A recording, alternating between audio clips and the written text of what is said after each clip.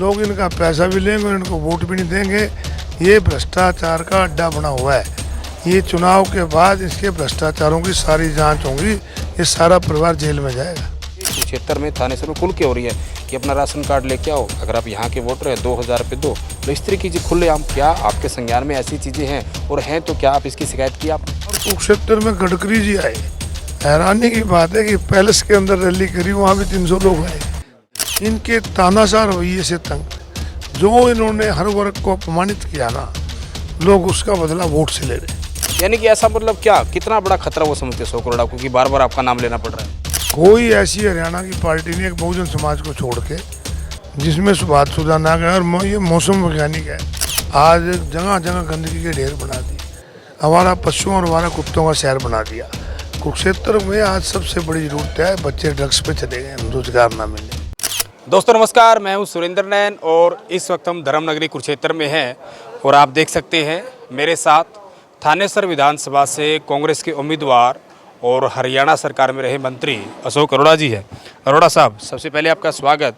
और अगर मैं आपकी बात करूं तो ये विधानसभा का 8वां चुनाव है जो आप लड़ रहे हो, हालांकि लोकसभा चुनाव भी आप लड़ चुके हो। इस बार का जो कहने के मुकाबला है, क्योंकि आपके सामने जो बीजेपी के सुभाष सुधा वो है, मंत्री भी रहे हैं, किस तरह का मुकाबला आप देख पा रहे हैं? ये मेरा 9वां चुनाव है विधानसभा का। पहले तो आपका स्वागत है, आप कुरुक्षेत्र आए।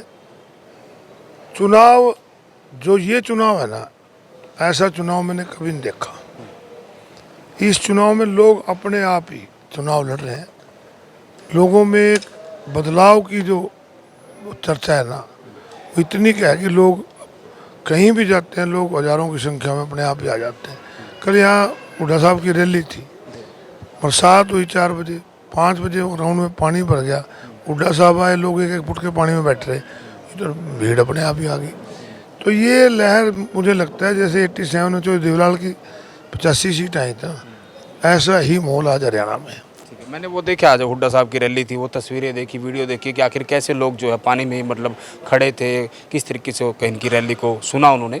लेकिन मैं बात करूं देश के प्रधानमंत्री नरेंद्र मोदी, वो भी यहाँ आए और जिस तरीके से बीजेपी के पक्ष में प्रचार किए गए, कितना प्रभाव आप देखते हैं उनका? देश के प्रधानमंत्री नरेंद्र मोदी जी आए, सामने थीम पार्क में आया था और 23 हल्कों की रैली थी, और 23 हल्कों की रैली मात्र 5-4 हज़ार लोगों में सिमट के रहेगी। उसके बाद अमित शाह जी आए लाडवा, उनका भी कोई नहीं था। और कुरुक्षेत्र में गडकरी जी आए, हैरानी की बात है कि पैलेस के अंदर रैली करी, वहाँ भी 300 लोग आए। तो आज क्योंकि लोग, जो हरियाणा की मौजूदा सरकार रही है ना, इनके तानाशाह रवैये से तंग, जो इन्होंने हर वर्ग को अपमानित किया ना, लोग उसका बदला वोट से ले रहे हैं। जैसे अरोड़ा साहब ने बताया प्रधानमंत्री की रैली में कितने लोग आए और नितिन गडकरी उनकी रैली में किस तरीके की हुई।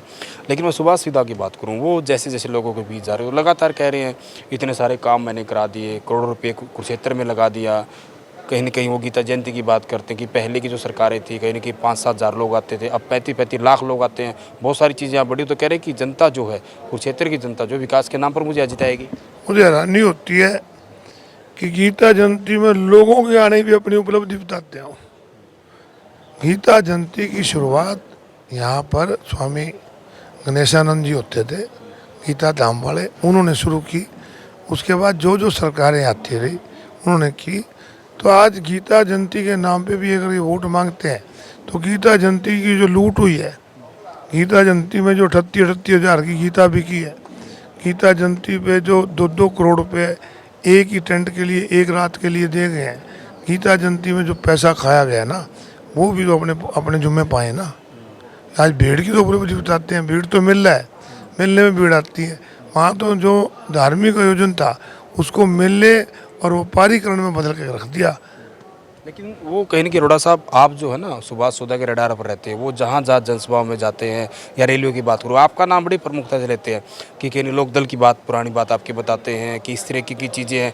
यानी कि ऐसा मतलब क्या, कितना बड़ा खतरा वो समझते हैं 100 करोड़, क्योंकि बार बार आपका नाम लेना पड़ रहा है? अशोक अरोड़ा का भय बैठ गया उनको। मेरे बारे में कहते हैं कि लोक दल को छोड़ के आया, अपने बारे में बता दें कि कौन सी पार्टी ऐसी जिसमें नहीं आया। कोई ऐसी हरियाणा की पार्टी नहीं, एक बहुजन समाज को छोड़ के, जिसमें सुभाष सुधा ना गए। और ये मौसम वैज्ञानिक है, देख लेते हैं सरकार किसकी आनी है।